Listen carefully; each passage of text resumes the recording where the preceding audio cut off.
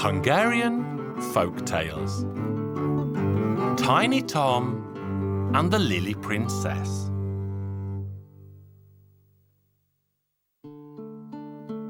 Once upon a time, far, far away, over the ocean and beyond, there lived a king, and with the king lived a queen.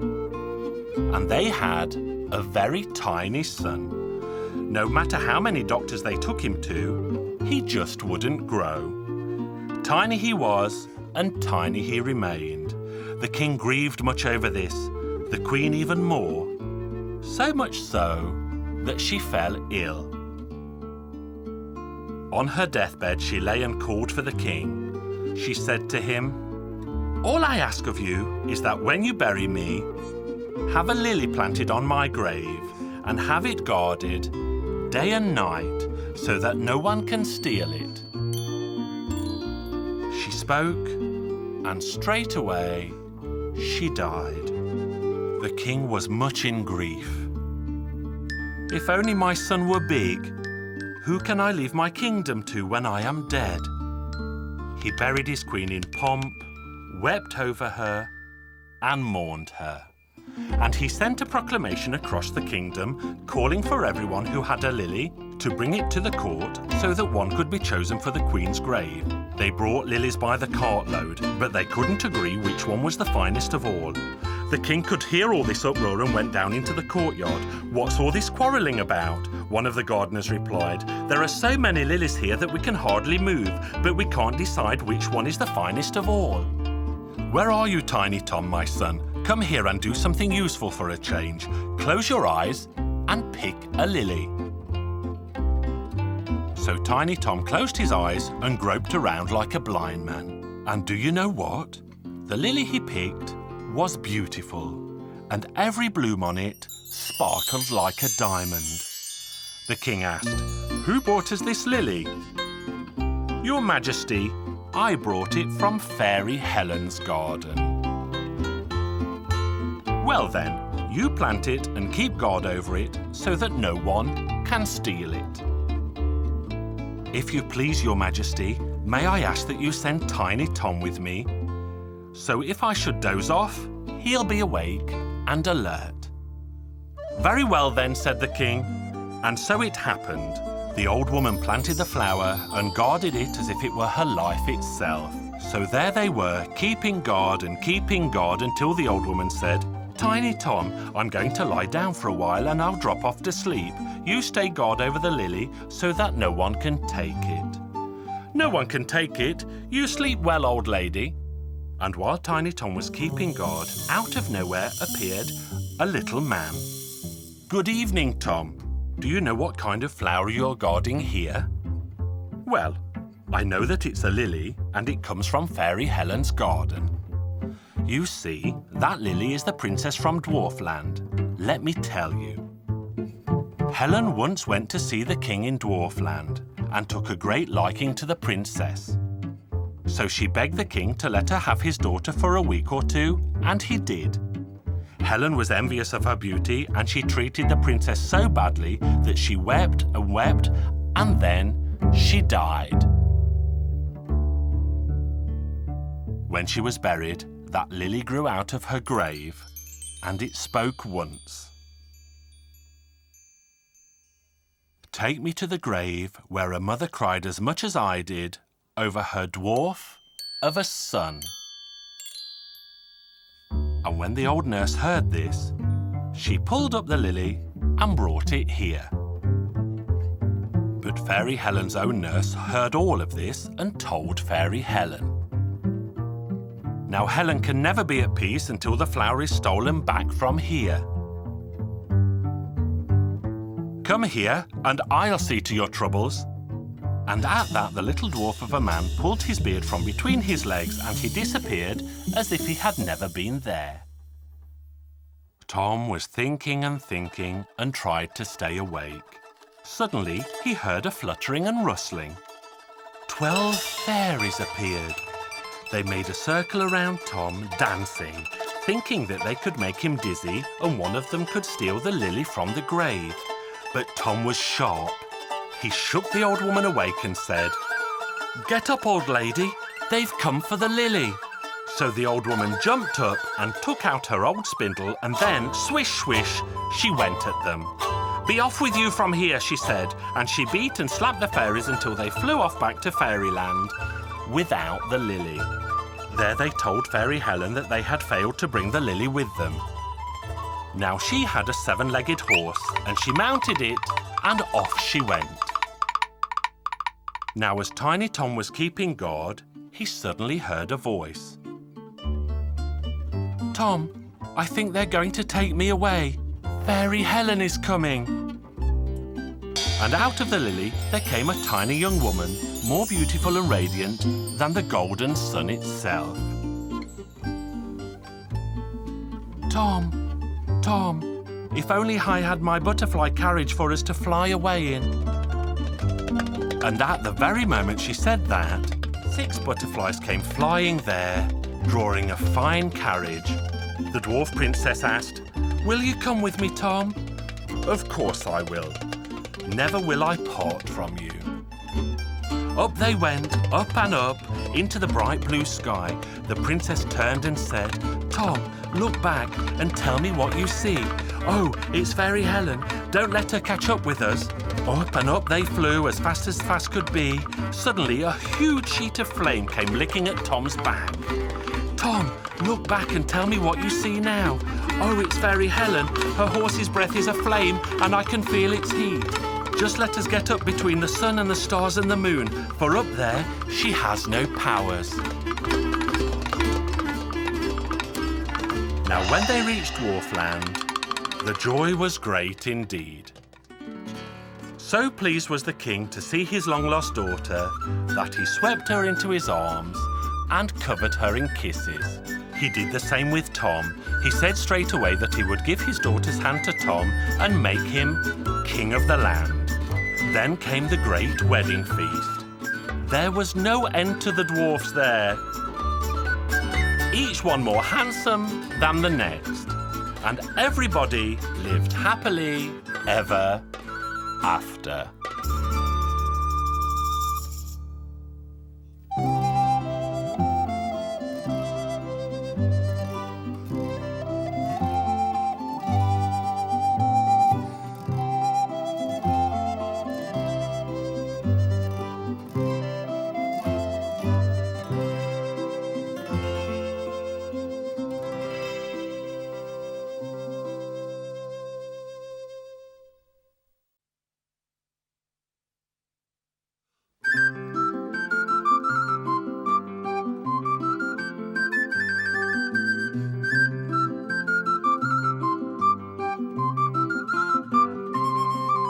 Hungarian Folk Tales.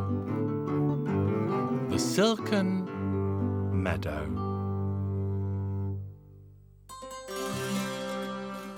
Once upon a time, there lived a great king, and the king had a gallant, handsome son.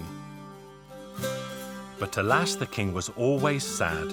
One day his son decided to ask him why he was always so sad, and his father, the king, replied, "I see, my son, that you are a valiant man of courage and skill, for you triumph over the finest swordsmen, and you fell the most ferocious beasts. But I can find no joy in this, for I have a close friend from whom 6 months ago I received a message. There is a beautiful silken meadow in the middle of the golden forest. My friend lives there." But the witches were so envious of his wondrous lands that they sent their minions to descend on him in their thousands. He has begged me to come to his aid, but as you see, I am old and I cannot go. "Dear father, then I will go. I will wander the forest until I find your friend." "Good, my son. May the Lord go with you. But listen closely to me. Behind the stables there is a large pit full of mud. There you will find the horse I rode in my youth. I urge you to take him as your mount. But first you must feed him. In the garden you will find 12 bundles of wood. Set them all aflame, and when they have burnt to cinders, take the horse from the pit and feed him, for he eats nothing but smouldering coals." So he set the wood aflame, and when it had burnt to cinders, the prince took the horse from the mud pit and dragged him to the burning coals. Then the horse began to eat and grew visibly stronger and more vigorous. When he had finished, his coat glistened. The prince stood gaping in wonder, for he had noticed that the horse had 6 legs. His father spoke, "Now, dear son, go up to the attic. There you will find shimmering swords, but among them you will see one covered with rust. Take it as yours." So the prince went up to the attic and brought down the rusty sword. He tried to draw it from its scabbard, but he was unable. "No, son, that is not how you draw this sword. You tell it, 'Sword, come forth from your scabbard.'" Hardly had the prince uttered these words and the sword flew from the scabbard, slicing the air with a swoosh. "Now tell it, 'Sword, come back to your scabbard.'" Hardly had the prince uttered these words and the sword was already back in its scabbard. Father and son embraced. Both shedding tears, they bid farewell. The prince mounted the 6-legged horse, and the horse flew into the air, straight as an arrow. Then the horse slowed and began to descend into a beautiful forest filled with trees of gold. There the prince set off on foot. Soon he saw the edge of the Silken Meadow, and in the middle of the meadow, a tent.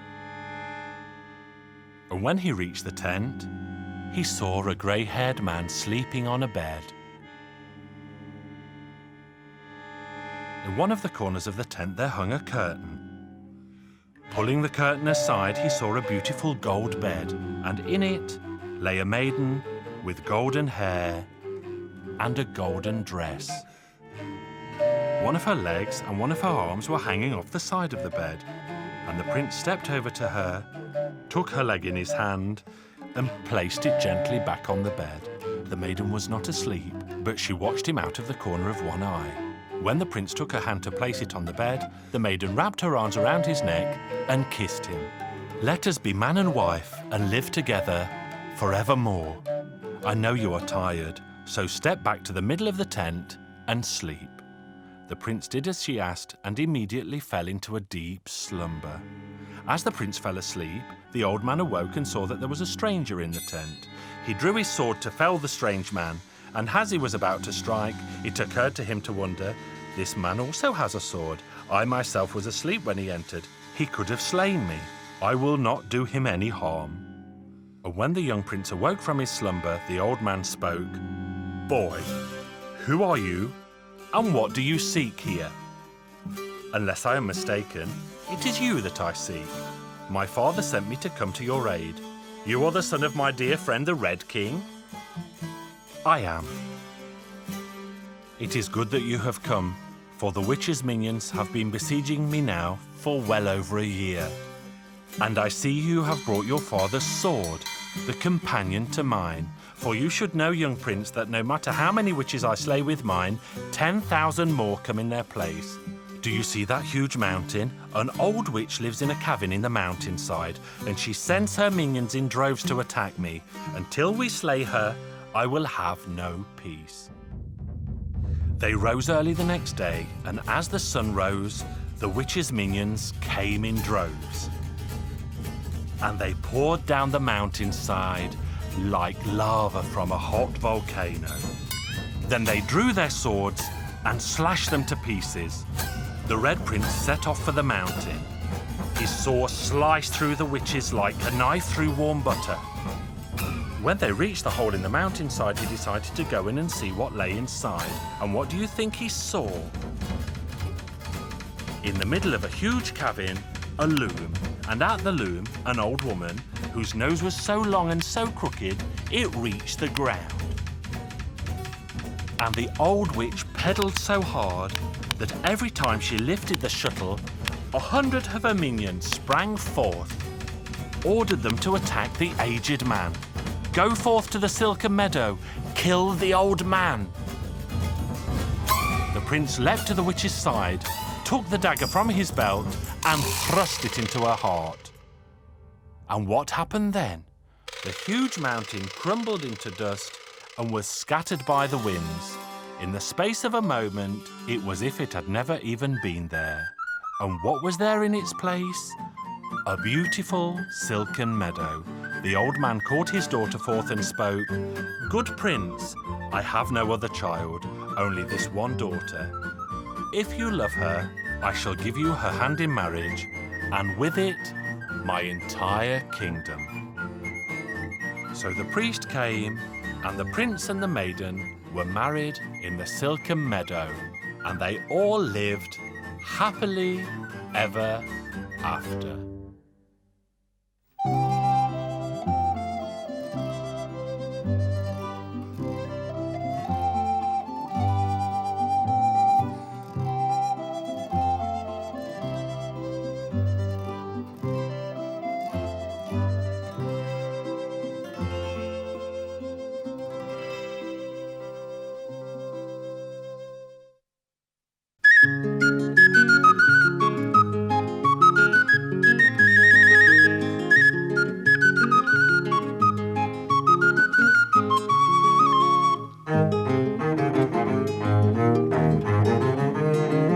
Hungarian Folk Tales. The Salt Princess.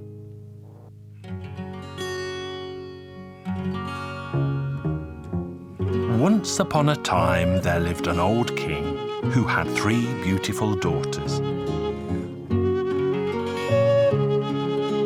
The old king wanted to find husbands for his daughters before he died, but he could not decide which daughter should receive the most beautiful of his 3 kingdoms. So he decided to give his most beautiful kingdom to the daughter who loved him the most. The old king asked his daughters, and the eldest replied, "I love you, dear father, as a dove loves good grain." "What about you, child?" "I love you, dear father, as a hot summer day loves a cool breeze." "And what about you, daughter?" "I love you, dear father, like people love salt." "What do you mean, salt? You ungrateful child. Is this what I raised and loved you for all these years? Get out of here! Get out of my sight!"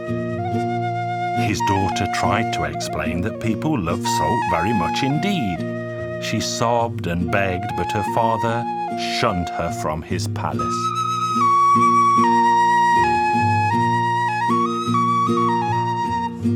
The poor princess walked and walked. She was terribly sad. She walked until she reached a vast forest. There she found a large hollow tree, and she hid herself inside it. She lived by gathering delicious nuts and ripe berries from the green forest.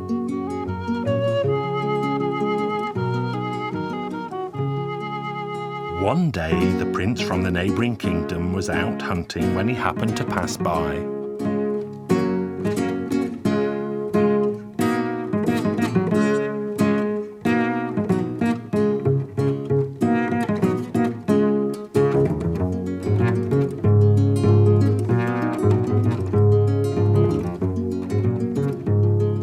He was chasing a deer when he spotted the princess.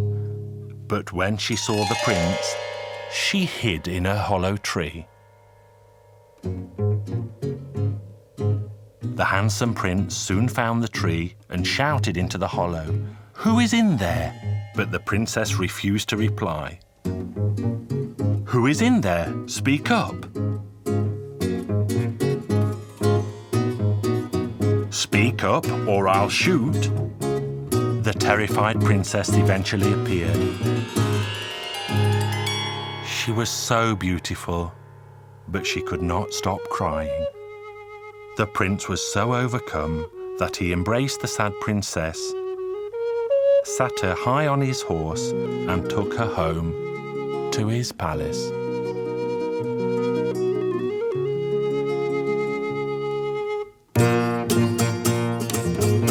Their wedding was so grand that even the dogs ate beef broth, and the young couple lived as happily as two doves.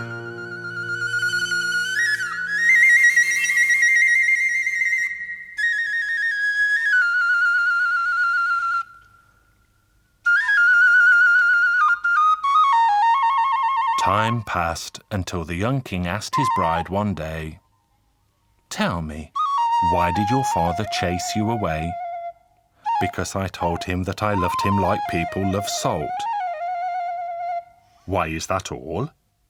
Then the young king had an idea and sent a letter to the old king, inviting him to come and visit.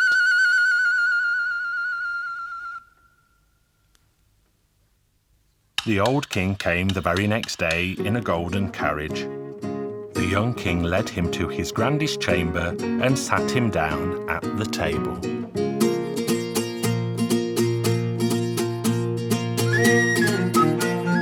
His servant served soup, but it had no salt in it.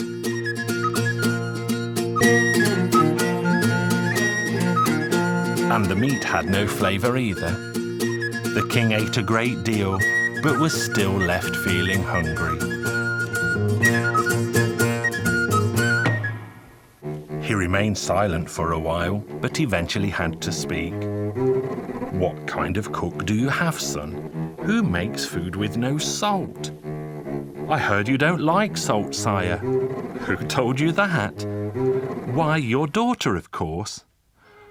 Then the princess appeared. The king's daughter smiled at her old father, who shed tears of joy. Father and daughter embraced, and the king gave his most beautiful kingdom to his youngest daughter. And they all lived happily ever after.